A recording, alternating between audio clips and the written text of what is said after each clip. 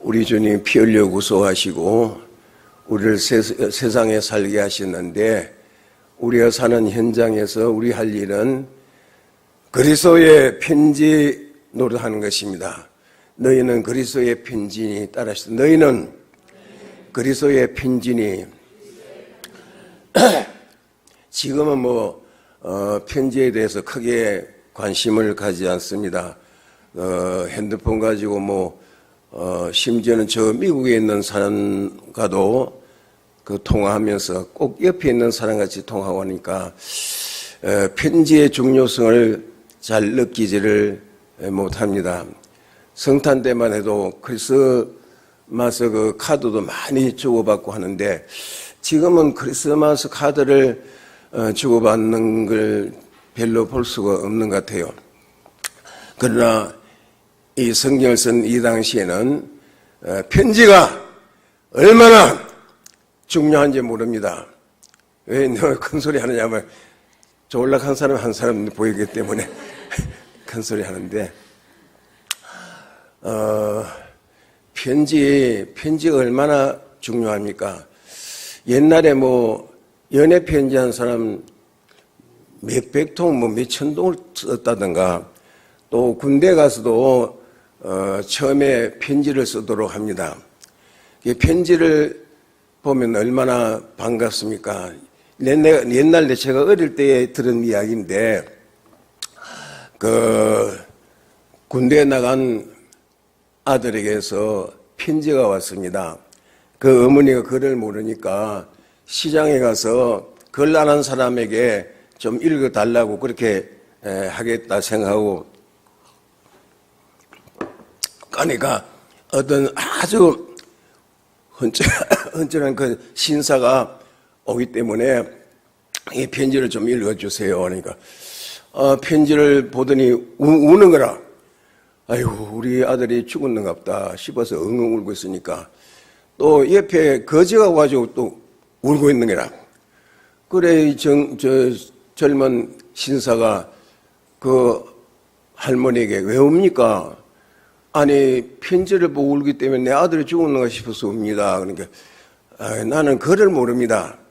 내가 어릴 때 공부도 안 하고 그래가지고 글을 몰라서 지금 와서 후회가 돼가지고 이 편지도 못 읽으니까 웁니다. 그러니까 이 거지에게 왜 우느냐 한 게 나 우는 데가 싶어서 울었습니다. 참 편지가 얼마나 참 중요하게 옛날에는 그렇게 쓰여졌는데, 그 당시만 해도 사도 바울이 고린도 교인들을 향해서 너희는 그리스도의 편지라. 그리스도의 편지라 말은 편지의 저자가 그리스도 예수님이십니다.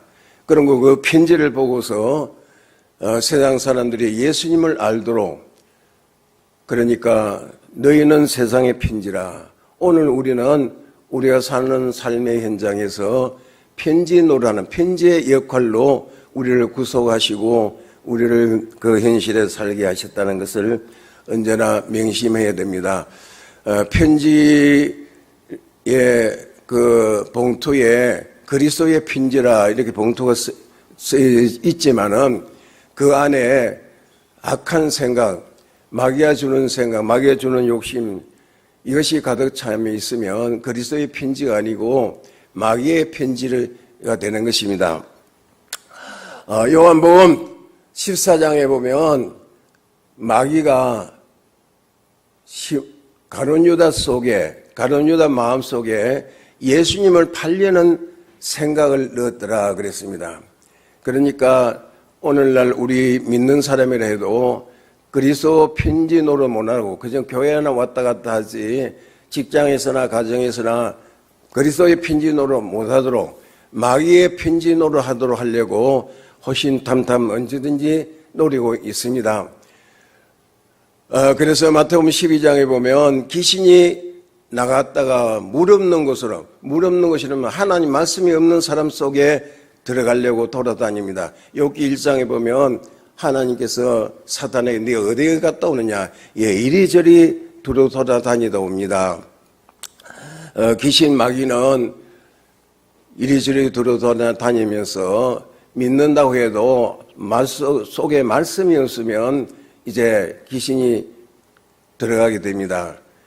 내가 그전에도 여기 와서 이야기한 것 같은데 내가 어릴 때에 배옥주 권차임이라고 참 겸손하고 모두가 다 존경합니다. 근데 새벽 2시만 되면 한 오리쯤 떨어져 있는 곳에 교회에 그렇게 일찍 오셔요. 그리고 집회나 이래 가면은 지금은 보일러가 있어가지고 온 방이 다 따시지만 옛날에는 그 아랫목만 따십니다. 근데 젊은 사람 아랫목에 있게 하고 자기는 운목에 가서 이렇게 지나고 하는 그런 분인데 얼마 후에 내가 부산 구덕체육관 앞에서 만났어요. 반갑게 만났는데 자기가 여호와의 정연에 나간다는 기라. 그래 깜짝 놀랐어요. 그러니까 일찍 와서 교회 와서 지나지만은 하나님 말씀 들을 때는 그만 좋을래요. 좋으니까 그 속에 하나님 말씀이 없으니까 그 들어간 요사이도 보면 그 이단에 빠져가지고 우리가 볼 때는 아주 말도 아닌 것 같은데 그 말에 은혜를 받고 재산 다 바치고 몸 다 바치고 그러고 망하는 사람들 얼마나 많습니까? 그런 거로 항상 우리 속에는 주님을 왕으로 주인으로 모시고 있어야 합니다. 너희는 마음에 근심하지 말라. 하나님 믿으니 또 나를 믿어라.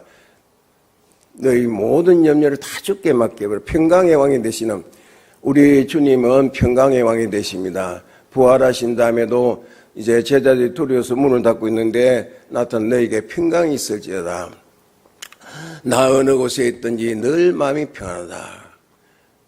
그 책에도 내 써있지만 내 군대 가가지고 그 소대장이 훈련병 교인들을 데려가는 내가 주일날 뺏어가지고 오고 또 어떤 때는 그 방송실에 말해가지고 찬송을 틀려 해서 나 어느 곳에 있든지 늘 마음이 편한 그 찬송 소리가 막 연병장 울려 퍼지니까 진짜 마음이 평안하더라고요. 어쨌든 우리 주님은 평강의 왕이 되십니다. 정말 내 마음속에 그리스도 예수님을 왕으로 모셨으면 염려, 근심, 걱정 없이 살 수가 있습니다. 저도 그런 경험이 있지만 이 길을 가다가 저는 염려, 근심, 걱정인데 내 속에 지금 그리스도 예수님이 안 계시구나. 주님을 찾을 때에 그 근심, 걱정이 다 물러가게 됩니다. 너희 염려를 다 주께 맡겨버리라. 왜 우리가 염려, 근심, 걱정하느냐? 평강의 왕이 되시는 주님을 왕으로 모시고 있지 않기 때문에 주님에게 모든 걸 맡기지 않기 때문입니다. 그런 이야기 있지 않습니까? 우리나라에 차가 생김해도 얼마 안 됐는데 제가 어릴 때만 해도 그 차가 없었어요. 차가 없어가지고 혹시 목단차라고 있는데 일본에서 목단차인데 그 조금만 오르막이 돼도 안 올라가니까 사람 다 내려가지고 밀고 이랬습니다. 그러니까 제가 어릴 때만 해도 이천면에서 거창까지 가려면 거의 다 걸어 다니죠.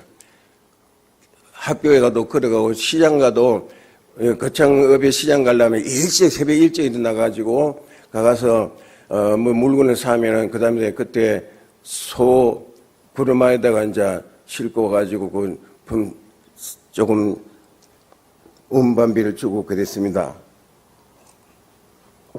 그런데 그 차가 없을 때에 선교사님이 차를 몰고 갔는데 시골에서 어떤 할머니가 무거운 짐을 이고 끙끙거려 가기 때문에 타십시오. 그래 타가지고 탔는데 얼마 동안 가는데 보니까 또 뒤에서 꿍꿍 앓는 소리가 나서 가만히 들어보니까 할머니가 무거운 짐을 이고 있어요. 아유, 왜 그거 이고 있습니까? 내려놓으십시오. 아이고, 나 타는 것에도 미안한데 짐까지 내려놓으면 되겠습니까? 하더라고요. 그러니까 우리가 진짜 우리의 모든 염려를 다 해결해 줄 수 있는 주님으로 믿는다면, 주님께 다 맡겼다면 염려 근심하지 않을 것인데 맡기지 않기 때문에 그렇습니다. 요한복음 14장에 보면 너희는 마음에 근심하지 말라. 하나님을 믿으니 또 나를 믿어라. 우리 믿는 사람 진짜 믿음이 있다면 염려, 근심, 걱정 없이 살 수 있는데 내가 염려, 근심, 걱정하는 거 주님께 맡겼다가 또 내가 도로 찾아가지고 그렇게 지나기 때문에 염려, 근심, 걱정 가운데 살게 되는 것입니다. 언제나 우리의 마음속에는 우리 속에 오직 한 분, 그리스도 평강의 왕이 되시는 주님을 왕으로 모시고, 그리고 우리 속에는 골로새 3장 16절에 보면 하나님 말씀, 그리스도의 말씀이 너희 속에 풍성히 가요. 우리 속에 하나님 말씀이 풍성히 가면 절대로 마귀가 들어오지 못합니다. 마귀는 제일 무서워하는 게 뭡니까? 하나님 말씀의 검을 무서워합니다. 그러니까 예수님이 그 시험 받을 때도 말씀으로 다 물리치지 않았습니까? 히브리서 4장 12절에 보면 하나님 말씀은 이한 난쓰는 검이라, 양쪽에 다 날이 서가지고 대기만 하면 무엇이든 척 끊어내는 것처럼 사탄 마귀는 말씀의 검으로 물리쳐야 됩니다. 그렇기 때문에 우리 속에 하나님 말씀이 없으면 마귀를 절대로 이길 수가 없습니다. 그리스도의 말씀이 너희 속에 풍성하여, 골로새 3장 16절에 말씀했는데, 어쨌든 귀신 마귀는 이리저리 돌아다닙니다. 그런 잠도 안 자요. 밤낮 없이 돌아다니고, 그거는 시세 없이 돌아다니는데 어떤 사람 속에 들어간다고요? 하나님 말씀이 없는 사람 속에 들어가고, 또 주인이 없을 때에 주님을 주인으로 모시지 않는 그 사람 속에 들어가게 됩니다. 그래서 나와서 물 없는 곳으로 돌아다니다가 자기 있던 곳에 와보니까 집은 깨끗이 소재됐는데 주인이 없으므로 악한 귀신 7을 들어오니까 그 화환이 얼마나 심하겠느냐, 그렇게 말씀했습니다. 그러므로 우리는 언제든지 우리의 마음을 지켜야 됩니다. 잠언 4장 23절에 보면 무릇 지키는 만한 것 중에 더욱 네 마음을 지켜라. 우리의 마음속에 온갖 그 욕심을 가지고 온갖 죄를 짓도록 해서 우리를 넘어지게 하려고 하기 때문에 언제든지 우리 마음속에 주님을 왕으로 모시고 주인으로 모시고 살아야 됩니다. 사도 바울이 말하기를, 고린도 교인들에게 말하기를 너희는 그리스도의 편지라. 그러니까 우리가 다시 자천하기를 시작하겠느냐, 우리가 어찌 어떤 사람처럼 층거스를 너에게 붙이거나 혹 너에게 맞거나 할 필요가 있느냐. 자천하는, 자기가 자천하든 자기가 소개하든지 하거나, 또 층거스는 어떤 유명한 사람의 소개장을 받거나 할 필요가 뭐 있겠느냐. 옛날에 그 이단자들은 유명한 사람의 그 소개장을 많이 가지고 다녔다고 합니다. 그러나 사도 바울은 고린도 교회에 대해서 자천하거나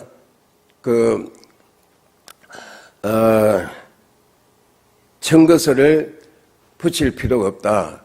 왜냐하면 이 고린도 교회가 사도 바울 말미암아 은혜를 받아서 예수님을 알게 되고 예수님을 형상을 이루었기 때문에, 그래서 고린도 교인들을 보면은 사도 바울이 참 하나님의 사람이다, 그렇게 알 수 있게 되기 때문에 자천하거나 청거서를 쓸 필요가 없다. 그런 거로 우리 성도들이 하나님의 종을 통해서 하나님 말씀을 잘 배워서 그 말씀을 따라서 이제 예수님을 닮아가면 되는 것입니다. 우리는 어디든지 군대 가거나 어디 가거나 우리는 그리스도의 편지라는 것을 알아야 됩니다. 어떤 친구가 말하기를 너는 술도 안 마시고 담배도 안 피우고 어떻게 무슨 재미로 군대 생활하느냐. 그래서 내가 하는 말이 너는 예수도 안 믿고 어떻게 군대 생활하느냐. 그런데 근심 걱정 없이 지나니까 그만하려고 내가 하는 거 모르겠다. 근심 걱정이 없이 살려니까 친구들이 많이 모여들었어요. 그래가지고 그 교회 갈 때는 데리고 가고 그렇게 했는데, 어쨌든 우리는 군대라는 특수사회에 있든지 뭐 장사를 하든지 공무원 직장에 있든지 어쨌든 간에 우리는 그리스도의 편지라. 따라하시다. 너희는 그리스도의 편지라. 그런데 우리 편지 노릇을 못 알아듣고 누가 방해한다고요? 사탄 마귀가 심지어 예수님의 제자인 가룟 유다 속에 예수님을 팔려는 생각을 했어요. 그러니까 이 귀신 마귀가 우리 속에 하나님 말씀을 듣지 못하도록 방해하고, 또 들은 말씀 현실에서 신령하지 못하도록 방해하기 때문에, 그래서 믿음의 선한 싸움을 싸우라, 영생을 취하라. 영생은 믿음으로 얻는 건데 어쨌든 믿음 가지 못하도록 항상 방해합니다. 우리가 피곤해서 일을 하면 피곤할 수밖에 없지요. 그리고 또 교회 나오면 잠이 올 수밖에 없습니다. 그런데 잠을 이겨야 됩니다. 저도 다른 사람은 나를 인정하지만 내가 나를 인정하지 못해서 처음부터 내가 22살에 목회 나갔으니까 군대 갔다 와가지고 4년 동안 농사를 짓는데 일을 얼마 동안 했느냐면 밤 12시까지 했어요. 밤 12시까지 하고 오면 어떤 사람은 저 하나님 온다 그래서 그런 소리 하지 말라니까. 아니 그래 12시까지 일하고 들에서 일하고 오는 사람이 어디 있느냐고. 12시까지 일하고 와가지고 또 양을 믿는 양 젖을 짜고 그래가지고 또 새벽 3시 반 되면 또 속값에 10장 했으면 한짝 11조를 지고 가고 이러니까 어디 앉으면 막 잠이 폭포서 쏟아요. 그래서 교회 갈 때까지 잠이 와요. 교회 갈 때 잠이 오는데 설교를 들으라니 자꾸 잠이 와. 그래서 자꾸 이렇게 차려보니까 막 눈 쉬고 그러면 잠이 물러가더라고요. 그러니까 너 피곤하지. 그러니까 졸도 괜찮아. 그래 하니까 그건 마귀가 주는 생각은 좀 그거 이기고 하나님 말씀을 들어야 됩니다. 로마서 10장 17절에 보면 믿음은 어디서 난다고요? 예, 믿음은 들으면서 난다. 그게 뭐 어쨌든 그런 피곤하고 일했다고 졸고 그러면 하나님 말씀 못 들으니까 믿음이 자랄 수가 없습니다. 믿음을 또 하나님 말씀을 들어서 애누리하지 않고 의심하지 않고 그대로 신령하려고 할 때 현실에서 신령하지 못하도록 방해하는 그 세력을 이겨야 그래서 마음 순종, 몸 순종 합해서 온전한 믿음입니다. 하나님 말씀을 인정한다 하고 그대로 신령하지 않으면 그는 반쪽 믿음이에요. 그래서 야고보서 2장에 보면 행함이 없는 믿음은 허탄한 믿음이고 또 그는 귀신의 믿음이다. 귀신도 하나님 앞에서 두루 떨지만은 하나님 말씀대로 순종하지 않고 하나님을 섬기지 않습니다. 그런 거로 귀신의 믿음이요 행함이 없는 믿음은 죽은 믿음이다. 내가 현실에서 신령하려고 하면은 생명의 씨가 심어지는 하나님 말씀을 잘 들어야 됩니다. 그래서 마귀는 하나님 말씀 듣지 못하도록 방해하고 또 들은 말씀 현실에 신령하지 못하도록 방해하기 때문에 우리는 이 마귀와 더불어 싸워야 합니다. 그래서 우리 속에는 하나님 말씀이 풍성해야 되는데 히브리서 3장에 보면 오늘날 너희가 그의 음성을 듣거든 마음을 강팍히 하지 마라 그랬습니다. 이스라엘 백성들이 다 모세의 인도를 받아서 출애굽해가지고 나왔습니다. 그런데 다수가 애굽에서 나온 사람들 가운데 여호수아 갈렙 말고는 다 광야에서 엎드려 죽었습니다. 아니 이곳에 이렇게 고생한데 차라리 광야에서 죽었으면 좋겠다. 말에 씨가 있다고 그래 너 말대로 들어줄게. 하나님께서 애굽에서 나온 사람들은 여호수아 갈렙 말고는 다 광야에서 죽었습니다. 그 가나안 땅에 들어간 사람들은 그 사막에서 광야에서 난 사람들만 들어갔지요. 그러니까 하나님 말씀을 오늘날 내가 듣거든 마음을 강팍히 하지 마라. 이스라엘 백성이 똑같이 하나님 말씀을 들었는데 여호수아나 갈렙이나 모든 회중이 똑같이 들었는데 왜 멸망했느냐? 하나님 싫어해서 다 멸망했는데 왜냐하면 그들이 하나님 말씀을 꼭 같이 받았지만은 믿음을 화합지 못했기 때문이다 그랬습니다. 그럼 오늘날 너희는 이 신약 시대에 우리는 마음을 강팍하지 말고 하나님 말씀을 믿고 신뢰하는 것, 마음으로 잘 듣고 예배 드실 때도 말씀을 잘 듣고 그 다음에 현실에서 신뢰하고 그러면 이제 건설 구원을 이루게 되는 것입니다. 어떤 사람은 일찍 믿는 게 참 불행해. 늦게 믿었으면 고생 안 하고 믿느라 고생 안 하고 그만 죽으면 당장 하늘 날아가는데 강도가 예수님이 십자가에 못 박혀서 옆에 한 강도는 예수님을 부인했지만 하나는 예수여 당신의 나라에 이름할 때에 나를 생각하소서. 예수라 말은 자기 백성을 저희에서 죄에서 구원할 자심이라. 그러니까 강도가 죽으면서 예수님이 이름 한번 부르고 낙원에 갔어요. 그와 같이 예수 믿으면 가정에서나 직장에서 어려움이 있으니까 예수 안 믿고 있다가 죽을 때 예수 믿으면 좋겠지. 여기 그런 사람이 있습니까? 그건 복이 아니고 이제 하나님의 자녀가 되고 하늘나라의 시민권을 얻는 거, 다시 말하면 영의 구원을 얻는 것은 순전히 하나님 은혜로 되는 것이지만은 빌립보서 2장 12절을 보면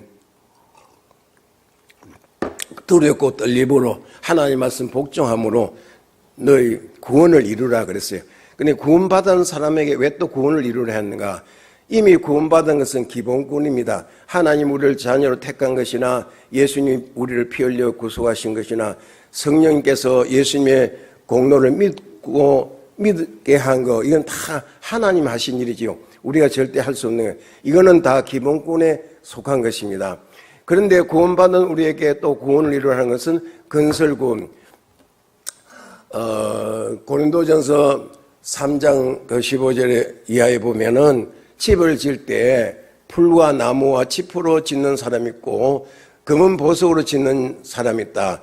그런데 불로 그것을 심판할 때에 그 풀과 나무와 짚으로 지은 건 다 타버리고, 그러니까 살기는 살았지만은 불이 나가지고 자원바람으로 나오고 다 타버린 것 같이 구원을 지옥불에 안 들어가고 하늘나라 갔다 할지라도 건설 구원을 이루지 못하면 불 가운데서 구원 얻은 사람과 같다.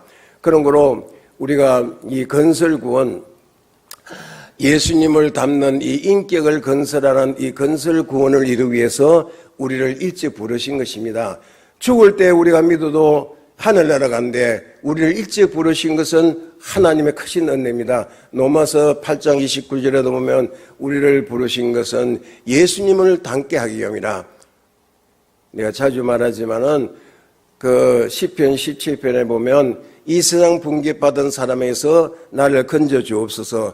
이 세상 분깃받고 하늘나라 분깃을 받지 못한 사람들은 자기가 열심으로 노력해서 돈을 많이 벌어가지고 자기 잘 먹고 등 따시고 배부르게 살 뿐 아니라 자녀들 아니 손자들까지 잘 살 수 있는 준비를 다 했으면 나는 세상에 와서 할 일 다 했다 하는 이런 사상에 나는 물들지 않게 없어서 따라합시다. 나는 깰 때에 주의 형상으로 만족하리다. 하늘나라 갈 때 얼마나 예수님을 닮았느냐, 이것이 하늘나라의 실력이고, 또 하늘나라의 영광은 무엇이냐면 내가 예수님 달 닮을 뿐만 아니라 아직 믿지 않는 사람을 전도하고 전도해서 교회 나온 사람 가운데서 내가 모범적으로 신앙생활을 잘해서 나는 당신 때문에 예수님을 믿게 되고 당신이 잘 믿어서 나도 본받아가고 이래 됐습니다. 그러니까 자기가 예수님 닮은 것만치 하늘나라의 실력이 되고 예수님같이 제사장 선지자 왕노할 수 있는 그런 실력자가 되고, 또 다른 사람을 전도해서 자기를 말미암아 예수님을 믿고 다 잘 믿어서 하늘 나라서 당신 때문에 내가 당신을 본받아가지고 아무것이 집사님 권사님 때문에 장로님 때문에 나도 이렇게 잘 믿었습니다. 그런 사람이 많을수록 하늘나라의 영광이 됩니다. 그래서 빌립보서 4장 1절에 보면 사도 바울이 너희는 나의 면류관이요 나의 즐거움이라. 그 사도 바울의 면류관은 사도 바울을 통해서 전도받아가지고 잘 믿는 사람이 많을수록 영광이 됩니다. 예수 믿고 전도 하나도 못하고 그저 하늘나라 간다면 불 가운데서 구원 얻는 자와 같은 것이고, 많은 사람을 옳은 길로 인도하면 영원토록 별같이 비치리라. 그러니까 우리 하나님이 나를 일찍 예수 믿게 해가지고 내가 믿음 생활 전에 하늘나라의 실력을 마련하게 되고 또 다른 사람을 전도해서 하늘나라의 영광을 마련하도록 한 것이 하나님의 은혜인 줄 믿어야 합니다. 그러니까 그저 교회에 왔다 갔다 1년 360일 돼도 전도도 못하고 그러면 하늘나라의 영광이 없어요. 많은 사람을 옳은 길로 인도하면 영원토록 별같이 비치라. 그러니까 우리가 죽을 때 예수 믿어도 하늘나라 가는데 일찍 예수 믿게 한 것은 내가 예수님의 형상을 이루는 이 예수님을 닮아가는 그 장성한 본능 이렇게 자라가도록 건설 구원을 이루도록 함이요, 또한 다른 사람을 많이 전도해서 잘 믿게 해서 하늘나라의 영광을 마련하기 위해서 은혜 위에 은혜인 줄 알아야 됩니다. 제가 책을 썼지만은 읽어보면 알지만 참 내가 밀어내가지고 죽을 고비도 많이 겪고 했는데 하나님이 계속해서 구원해 주시고 인도해 주시고 안보해 주시고 지금까지 지나온 것은 주의 크신 은혜라. 여기 있는 분들 다 주님 은혜로 지금까지 잘 살았는데 이제 이 세상 잘 살고 끝나는 것이 목적이 아니고 하늘나라 준비 잘하는 나그네 성공은 고향 갈 준비를 잘하는 것입니다. 하늘나라 준비는 보니까 믿음의 선배들 다 믿음으로 준비했는데 믿음 생활하지 못하도록 마귀가 항상 방해합니다. 우리 속에 주님이 계시고 우리 마음속에 하나님 말씀의 풍성이 거하면 우리가 구원을 잘 이루게 되는 것입니다. 그런데 구약시대는 하나님께서 모세를 통해서 돌비에 하나님 친히 기록했어요. 처음에는 돌 비스까지 하나님 다 만드시고 거기에 십계명을 기록했는데 그 이스라엘 백성들이 금송아지를 만들어서 거기에 절을 하면서 우리를 애굽에서 이 송아지가 인도했다. 그러니까 막 어부이 나가지고 십계명을 던져서 부숴버렸는데 그 다음에 하나님이 또 이제는 그 비석을 돌비를 갖다가 하나님 직접 만들지는 않고 모세한테 만들어가지고 오락해가지고 그러나 그런 역시 하나님이 다 기록했습니다. 그래서 구약시대에 그 십계명을 법궤에 엮고 그 제사들을 그랬는데 오늘 신약시대 신령한 이스라엘 백성들에게는 그 법궤가 필요 없어요. 우리 주님이 성령님이 하나님 말씀을 우리의 신비에 마음비에 기록해 주신다 이게 말씀했습니다. 편지 노릇하도록 하기 위해서 우리에게는 돌비를 주신 것이 아니고 이 십계명 구약시대 십계명은 없어졌어요. 이제는 신령한 이스라엘 백성은 세계 다 흩어져 있는데 오늘 우리 마음비에 성령으로 하나님 말씀을 기록해 주신다 그랬습니다. 먹으로 쓴 것은 종이로 쓴 것은 이제 낡아지고 없어질 수 있고 돌비에 기록해도 그 풍화 자국으로 없어질 수 있지만은 우리 하나님께서 우리 신약 시대에 하나님 백성된 우리들에게는 우리 신비에 마음비에 하나님 말씀을 기록해서 우리가 어디든지 그리스도의 편지 노릇 하도록 하신다 그랬습니다. 그러면 뭐 기록하고 마는 것이 아니고 우리 영은 이제 베드로전서 1장에 보면 세세토록 있는 하나님 말씀으로 우리를 거듭나게 했다 그랬습니다. 그런 거로 우리 영에는 성령님이 언제나 내주하시고 하나님 말씀이 기록되어 있지만은 아직도 우리가 세상에 몸을 가지고 살기 때문에 이 신비의 마음비에 마음과 몸에 이 하나님 말씀을 기록해 주시는 일을 한 번만 하는 것이 아니라 계속해서 기록해 주시는 것입니다. 그래서 히브리서 8장 또 10장에 보면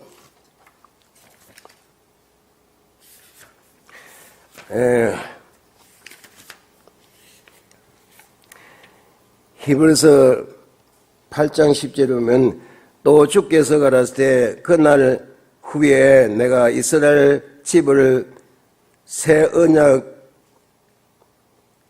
이것이니 내 법을 저희 생각에 두고 저희 마음에 이것을 기록하리라.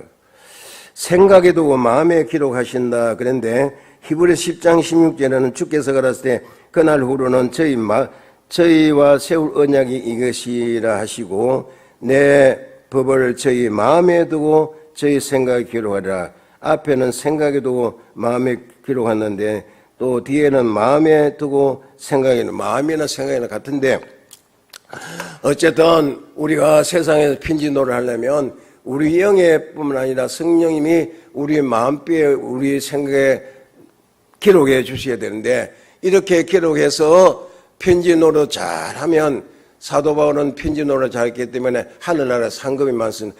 사도 바울을 통해서 이제 하나님을 알고 예수 믿어서 하늘에 가서 상을 많이 받게 되는데 그러니까 이 마음비에 우리 생각에 하나님 말씀을 기록해 주도록 하려면 우리는 하나님 말씀을 사모해야 됩니다.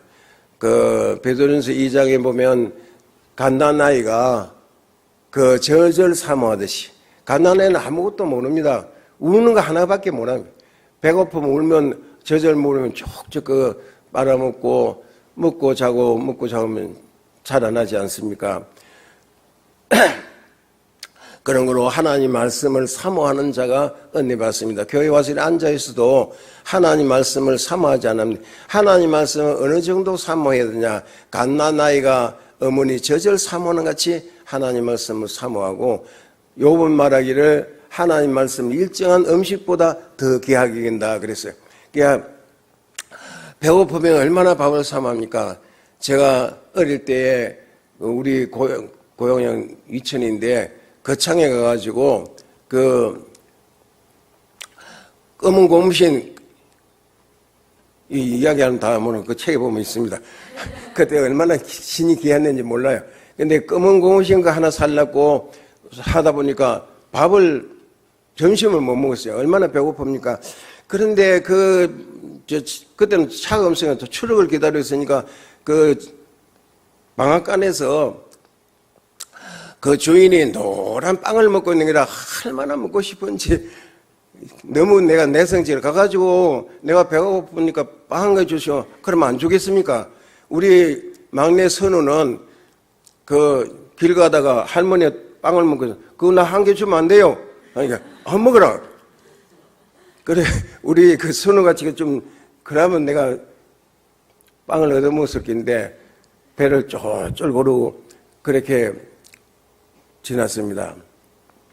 그러니까 배고픈 사람이 밥을 사모하듯이 목마른 사슴이 물을 사모하듯이, 그 동물에 간 거 보면은 그 사슴이 쫓아내면 막 목이 마르니까 물이 어디 있는 것을 압니다. 그런데 물 있는 그곳을 보면 악어도 있고 또 그 뭐 사자나 이런 것이 기다리고 있어요.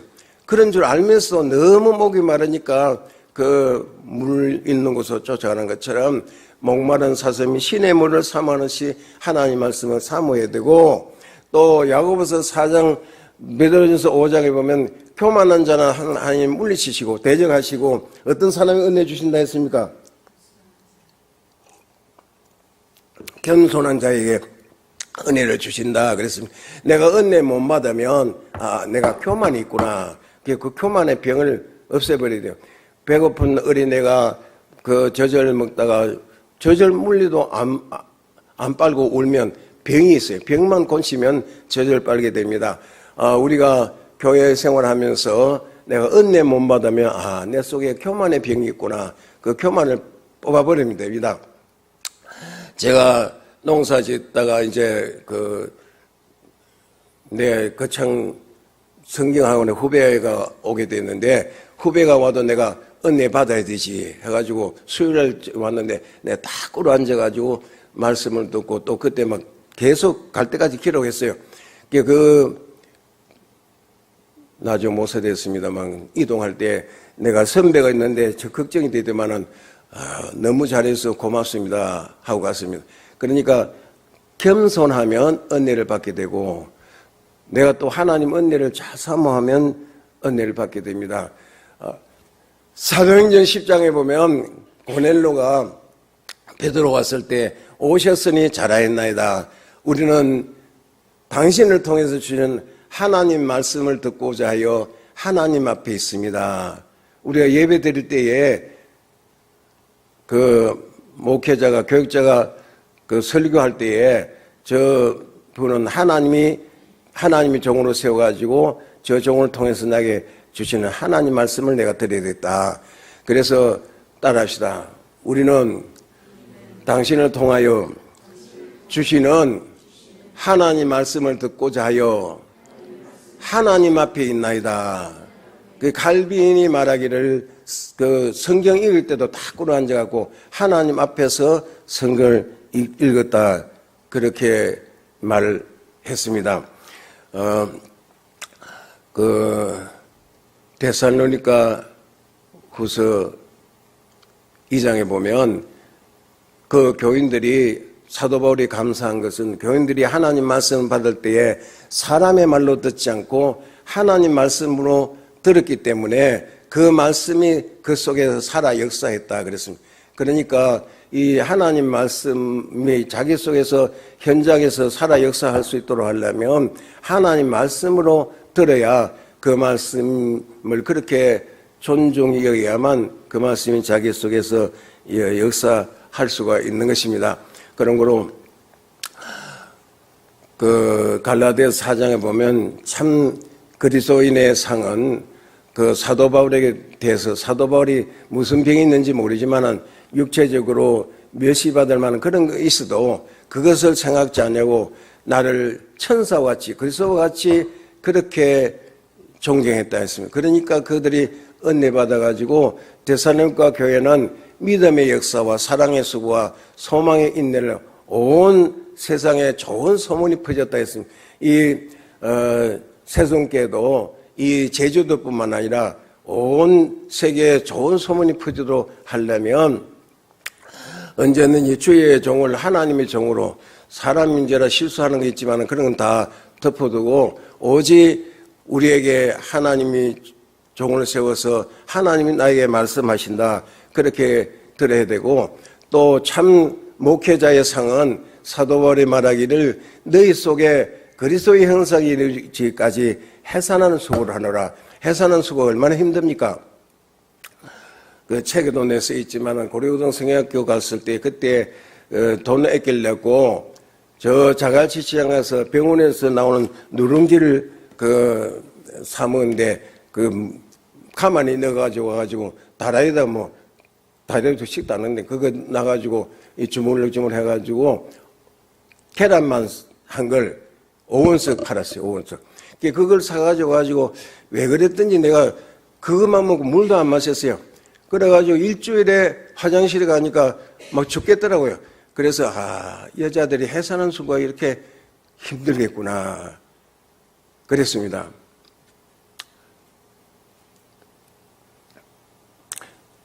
그러니까 해산하는 수고가 얼마나 큽니까?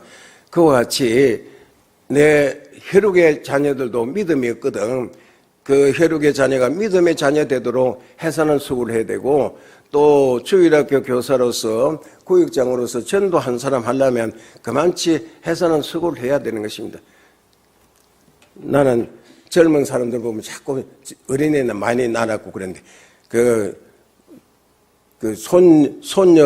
손자들도 결혼하면 안 믿는 식으로 해도 가만히 보니까 이 결혼식 하는 것도 많이 바꿔졌어요. 옛날에는 결혼할 때도 남녀 앉혀놓고 양쪽 목회자가 위에서 기도하고 그걸 선보면 그만 날짜 받고 그만 결혼했어요. 근데 요새는 목회자 아니고 저끼리 몰락해. 그러니까 잘 안 되는 거라. 그래서 그런데 우리 그 누님 아들 누님 손자가 결혼했는데 보니까 신랑 아버지가 주례사를 하고 또 신부 아버지가 그 축사를 하더라고요. 그거는 그 정도 그래도 괜찮대. 그래도 그런 식으로 하면 어쨌든 결혼의 목적을 알아야 돼. 그래 불러갖고 내가 결혼의 목적, 결혼의 축복에 대해서 이야기하고 있는데 그 다음에는 또 우리 큰집 진리의 딸이 결혼하는데 가니까 이 주례사도 없고 주례자도 없고 뭐 사회하는 청년이 사회를 하는데 그 뭐 서약을 하고 난 다음에는 그 다음에 막 뭐 노래를 부르고 뭐 끝나는 게라 이 결혼식에 이런 식이 어딨노? 내가 지금 주례를 할 테니까 오라. 그래가지고 이제 기도하고 난 다음에 내 따라해라. 자녀를 많이 낳는 것이 천국의 애국자요. 자녀 많이 낳는 것이 대한민국의 애국자다. 내 자꾸 그런데 그러고 내가 이제 은퇴를 했기 때문에 일선에서 일하지 못한 일선에 일하는 사람들을 간접적으로 돕기 위해서 내가 누가 말도 안 했는데 내가 결혼 부탁한다 해가지고 그러다가 내가 또 몸도 안 좋고 내가 막 그만두겠다 했네. 또 이번에 이제 이 책을 써가지고 책을 가지되 출산 장려금으로 하겠다 이래 해서 어쨌든 자녀 만나도록 하려고 그래 다시 내가 결혼 보장한다고 그랬어요. 그러니까 요새 가만히 보면은 공부하느라고 늦어지고 또 취직하느라고 늦어지고 또 자녀 낳기 고생하기 싫으니까 자녀 안 낳고 이러니까 지금 우리나라가 어찌 됩니까? 옛날에 박정권 때는 너무 그때는 먹을 것이 고생스러우니까 아들, 딸 가리지 말고 하나만 낳으라고 기르는데 뭐 하나가 뭐 사고 나고 죽을 뿐은 뭐 하나도 없어. 그 백목사님은 절대 사나이차례 하면 안 된다. 먹을 거 걱정하지만은 하나님이 엿새 동안에 사람이 살 수 있는 거 다 만들어 놓고 마지막에 사람을 만들었어요. 그러니까 자녀 많이 낳으면 공부시킬 힘이 없으면 공장에 다니는 아들이 공부 많이 시켜가지고 성공한 사람보다 더 효년 노릇을 합니다. 그러니까 자녀 낳아가지고 공부시킬 힘이 안 되면 공장 가면 되는 거고 또 그 머리가 안 좋으면 또 그 기술 배우면 되고 공부 잘하는 사람도 돈 안 들여도 장학생이 되는 기라. 그러니까 자녀 많이 낳고 이 자녀 많이 모는 길이가 그런 걱정하지 말고 낳기만 하면 돼요. 내 책에 내가 결혼한 사진을 이어놨거든요. 내가 22살에 결혼했어요. 22살에 결혼했는데 일찍 결혼하니까 순산하더라고요. 우리 집에서는 밥하다가 들어가 놓고 나물 삶다가 들어가 놓고 병원에 한 번도 안 갔어. 병원에 한 번도 안 갔는데 지금 생각하면 더 많이 낳았으면 좋겠는데 놓기는 9을 낳았어요. 근데 둘을 유산하고 하나는 천국 먼저 갔고 너무 어렵게 내가 목회하면서 양을 먹이는데 그때 살에 9,000원 받았는데 생활 그저 하지만은 아이들 공부시킨다고 해서 양을 2마리 먹였거든. 사상하는데 뭐네 확정해서 그 삐지 입고 오다가 막 유산했어요. 또 만덕에 가서 개척할 때 유산 안 했고 하나는 먼저 천국 갔고 지금 6인데 또 유목사도 박사이가 받아서 또 천국 갔고 그런데 어쨌든 낳기는 9을 낳았어요. 9을 낳았는데 저 구미의 어떤 목사님은 보니까 그렇게 나이도 많지 않고 젊던데 5남 8녀 합하면 얼마입니까? 네? 얼마요? 13명이라. 13명 내 책에 사진을 구해서 올리려고 했더니 그 사람 허락을 못 받아가지고 아무리 연락해도 연락이 안 돼가지고 그냥 올려놓으면 또 법에 걸린다 해가지고 빼놨는데 사진은 집에 있어요. 사진은 있는데 아무쪼록 여기에 있는 분도 결혼 안 하는 사람 빨리 하고 자녀들도 빨리. 우리 어머니는 13살에 결혼했어요. 옛날엔 다 어릴 때 결혼해. 그러니까 병원 안 가도 다 순산했어요. 이러니까 자녀 낳고는 일찍 결혼시키고 그래서 좋은 다산 일찍 결혼해 자녀 많이 낳으니까 여기에 있는 사람들 결혼 남자 한 18되면 결혼시키고 그러면 이 세손교도 교인이 막 불어날 거 아닙니까?